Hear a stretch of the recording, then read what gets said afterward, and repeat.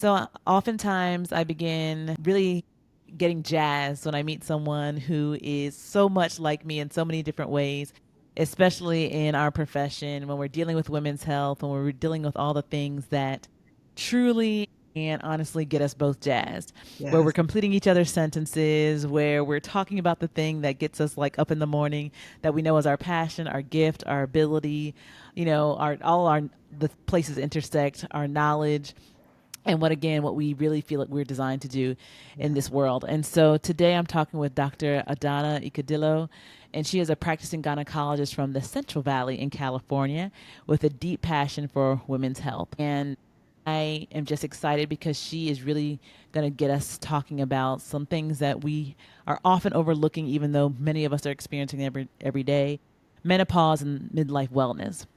When we talk about midlife wellness, most of the time that's all we're talking about is perimenopause and menopause, but we're not talking about the wellness component of it. We're not talking about what does that actually mean and why are, certain things happening, and we're trying to often put a pill on it or something else to make it go away without taking into consideration like really all the things that are going on in our bodies. And as women enter their 40s and beyond, we start to feel off. And that can mean tired, that can mean foggy, that can mean just overall disconnected from our bodies. And many of us are struggling in silence. Some of us are blessed where we have navigated our lives well so that we aren't going through the hot flashes and all the symptomatology and all the crazy things, but we're also met with that weird space where we're old enough, we still have a menstrual cycle, but we're not in the place where we can get pregnant, or we're trying to try to navigate that space where we're still trying to get pregnant, but our bodies are telling us something different.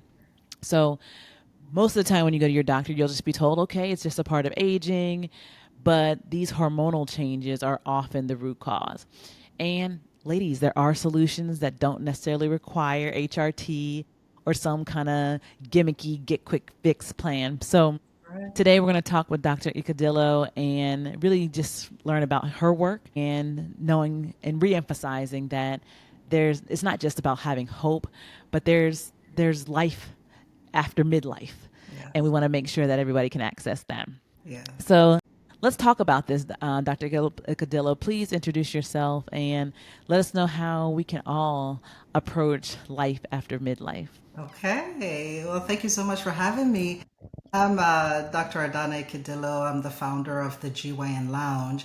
Essentially, my drive, honestly, is women's wellness. As a woman myself, it's become apparent that there are some gaps in the care that we deliver as gynecologists. And going through things myself, it was really important for me to use that experience to expand on how I deliver care to women. So I'm a gynecologist in the Central Valley in Fresno, California.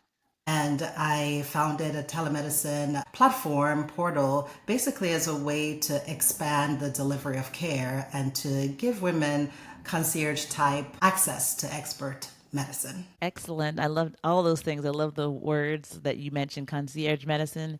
And for those who aren't exactly familiar with concierge medicine, tell us how you do concierge medicine, especially how that's successful in California. Yes, yeah. So concierge medicine, is a way of delivering care at your own footsteps. So a patient can access their doctors, their appointments, or self-scheduling.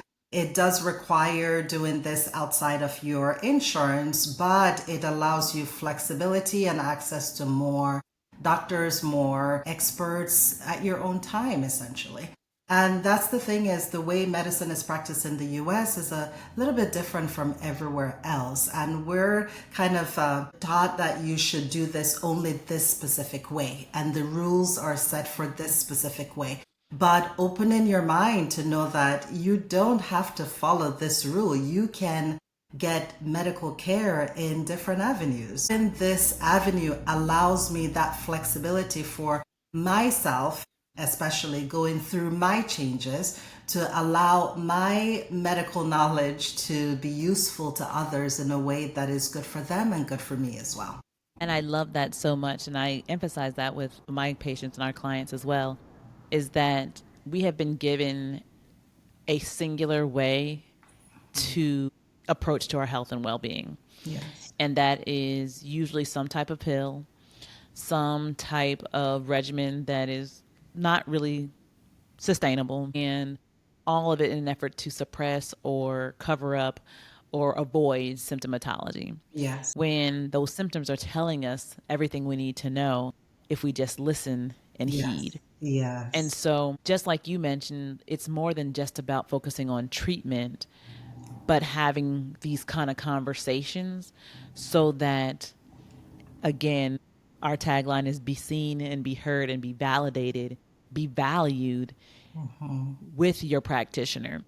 Yes. And I find that when I have an engaged client, they're also an empowered client, and an empowered client in turn is an engaged client, and their results and their health, overall health and well-being is better because they know more about, they're educated and they know more about themselves as an individual. I So completely this type agree. of energy, yeah, this type of energy is what gets me jazzed to come to work every day, because these are the Yes. people who I like to work with, people who are beyond and have already passed, like, okay, I'm going to take a pill for this and call me in the morning. No, we're not doing that. We're Right. doing something that's going to help me add, life to my years, not just years to my life. I That's want to, the rest of my years to be the best of my years. And I love that aspect. So some of the things that we kind of always think about and when I hear other people talk is, hey, well, after a certain age, sex and intimacy, it's just a part of getting old. yes. Or you're going to need XYZ for that in order to, stay lubricated, or,